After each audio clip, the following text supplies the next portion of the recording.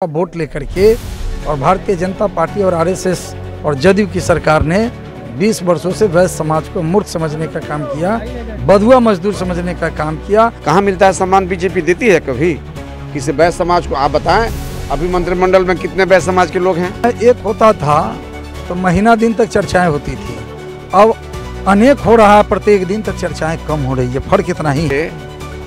बनिया के गरीब बनिया के बेटा को टिकट देने का काम किए 2022 में उपचुनाव में। तो कहा जाता है कि डरपोक होते हैं, कमजोर होते हैं। अच्छा, फिर आप पीके चौधरी कैसे लड़ेंगे? अच्छा, डरपोक उपजातियां हैं, 56 उपजाति का संकल्प भी है कि जाति तोड़ो जमात जोड़ो, न जुर्म करेंगे न जुर्म सहेंगे, 56 उपजातियों को हम सब एक करेंगे।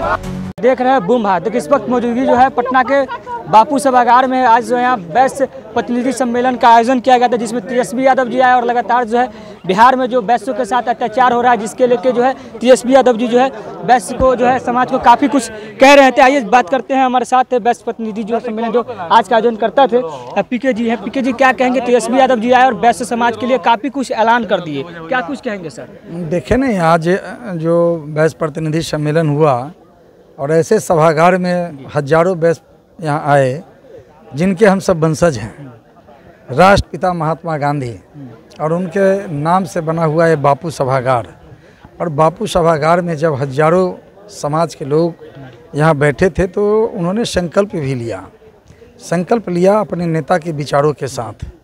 और यह विचार आदरणीय तेजस्वी प्रसाद यादव जी ने समाज के लिए 2 बिंदुओं पर सारे वैश्य समाज के लोगों का दिल जीतने का काम किया। वैश्य मतलब वैश्य आयोग की भी बात कहें कि हमारी सरकार होगी तो वैश्य आयोग की गठन होगी। जो काम 20 वर्षों से नहीं हुआ, सुशासन के सरकार में वैश्य समाज का एक तरफा मोहब्बत, एक तरफा वोट लेकर के और भारतीय जनता पार्टी और आरएसएस और जदयू की सरकार ने 20 वर्षों से वैश्य समाज को मूर्ख समझने का काम किया, बधुआ मजदूर समझने का काम किया, उसको पॉकेट का वोट समझने का काम किया। अब वैश्य समाज मुखर है और मुखर होकर के इस बापू सभागार में संकल्पित हुआ है। और जिस तरह से हमारे तेजस्वी प्रसाद यादव जी ने कहा कि 20 सालों से आप ठगाने का काम किए हैं और आपको सुशासन की सरकार नीतीश कुमार ने आपके लिए, आपके सर्वांगीण विकास के लिए, आपके आने वाले वंशज के लिए वैश्य आयोग का गठन नहीं किया। लेकिन तेजस्वी यादव जी की जो ही सरकार बनेगी तो सबसे पहला कदम वैश्य आयोग बनाने का काम हम करेंगे। और इतना ही नहीं, उन्होंने ये भी कहा कि व्यापारियों पर लगातार आए दिन हत्या, लूट, अपहरण, डकैती हो रहा है, उसकी भी रोकथाम के लिए हम 1000 दुकान पर एक पुलिस चौकी का निर्माण कराने का काम करेंगे। ये 2 बिंदु जो वैश्य समाज को क्या चाहिए, सबसे बड़ा चीज़ है सम्मान। वैश्य को सम्मान मिले, वैश्य को अधिकार मिले, वैश्य को प्यार मिले तो वैश्य समाज उसके साथ खड़ा रहने का काम करता है। सत्ता पक्ष जो लगातार धौंस दिखाती है वैश्य समाज के कि 2005 से पहले एक सिगरेट लेने के लिए भी हत्या हो जाती थी, एक सिगरेट की दुकान वाला को भी मार दिया जाता गोली। क्या लगता है कि पहले और अब में क्या कुछ अंतर दिख रहा है अभी? उस समय एक होता था तो महीना दिन तक चर्चाएं होती थी, अब अनेक हो रहा है, प्रत्येक दिन तक चर्चाएं कम हो रही है। फर्क इतना ही से हमारे मोहन गुप्ता जी वहाँ के प्रत्याशी हैं, हमारे राजेश के सब लोग आए हैं, मैंने हजारों की संख्या में, लेकिन आने में विलम्ब हुआ। उसी तरह बहुत जगहों पर लोगों की गाड़ियाँ रुकी रह गई। तो सब लोगों को हम बधाई और शुभकामना देते हैं आपके माध्यम से कि सब लोग आए हैं वैश्य प्रतिनिधि सम्मेलन में। पोस्टर लगा हुआ है, सारे आपने वैश्य जातिया के जो है उसमें नाम दर्ज करवा रखा है, तो क्या है, लगता है कि ये सारे जो है एक प्लेटफॉर्म पर आप पाएंगे? तो वही हमारा मैंने 56 उपजातियाँ हैं, 56 उपजातियों का संकल्प भी है कि जाति तोड़ो जमात जोड़ो, न जुर्म करेंगे न जुर्म सहेंगे, 56 उपजातियों को हम सब एक करेंगे, 56 उपजातियों को हम सब एक करेंगे। यही है राष्ट्रीय वैश्य महासभा का संकल्प और इसी संकल्प पर हम लोग काम कर रहे हैं।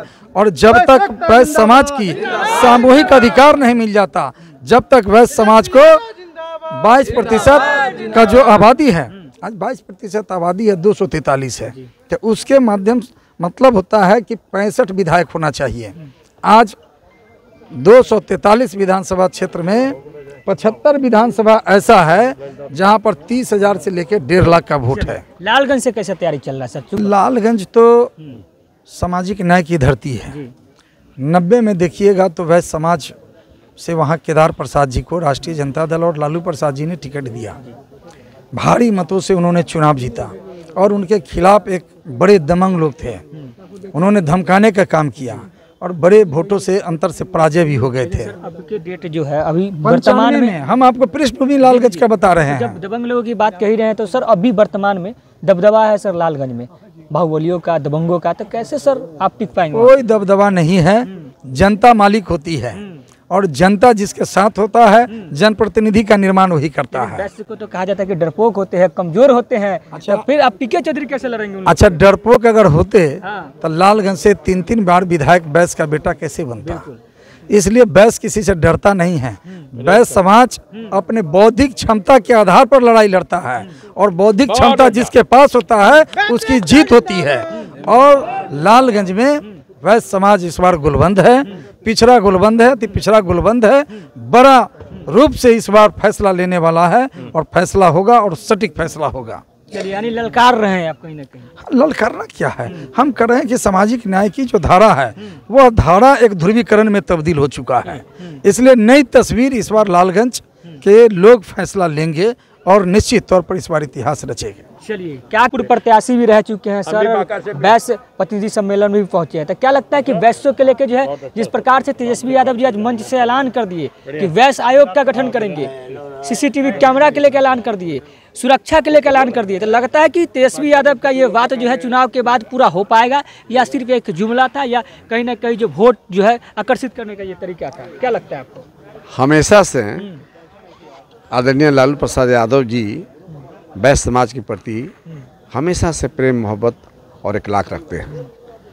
आप जानते हैं वर्ष 1990 से लेके 2005 तक जब भी सरकार बनी कम से कम 5 से 7 मंत्री हुआ करते थे।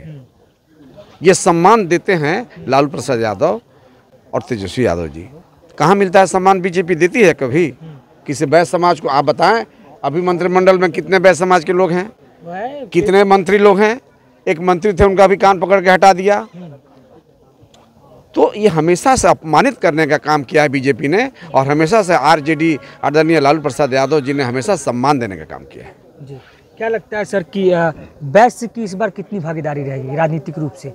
क्योंकि इस बार जो है वैश्य की मतलब संख्या के अनुसार जो है लगातार जो है मतलब अपना अपना जो जनबल दिखा रहे हैं, शक्ति प्रदर्शन भी कर रहे हैं, तो लगता है कि उचित भागीदारी मिल पाएगी इस बार? देखिए, भागीदारी तो मिला ना, 12 टिकट मिला।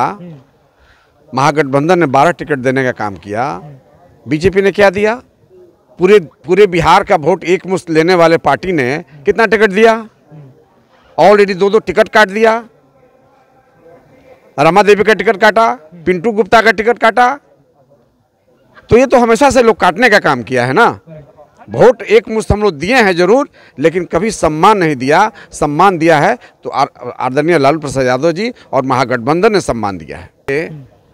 बनिया के गरीब बनिया के बेटा को टिकट देने का काम किए 2022 में उपचुनाव में। राष्ट्रीय वैश्य महासभा यह एक ऐसा संगठन है जहां से प्रोडक्शन होता है। कि प्रोडक्शन, अरे केदार गुप्ता जी हमारे जिला अध्यक्ष रहे राष्ट्रीय वैश्य महासभा के और यहीं से निकले एक लीडर के रूप में उनको टिकट मिला और टिकट मिला, विधायक बने, एमएलए बने। तो हमारा उद्देश्य और संगठन का सोच भी है कि हमारा जनप्रतिनिधि अधिक से अधिक हो। हमारे मोहन गुप्ता जी प्रदेश के उपाध्यक्ष हैं और पार्टी के मजबूत नेता हैं, इन्हें टिकट मिला।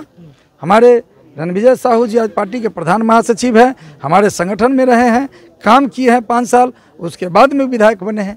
तो संगठन का काम है कि अपने बीच से साथियों को निकालना और वही देन है कि आज केदार गुप्ता बिहार सरकार में मंत्री हैं। वैश्य सम्मेलन प्रतिनिधि था और यहाँ पर जो लगातार बिहार से अन्य जिले से कोना कोना से जो वैश्य पहुँचे थे और यहाँ से जो तेजस्वी यादव जिस प्रकार से वैश्य आयोग की बात कहें और साथ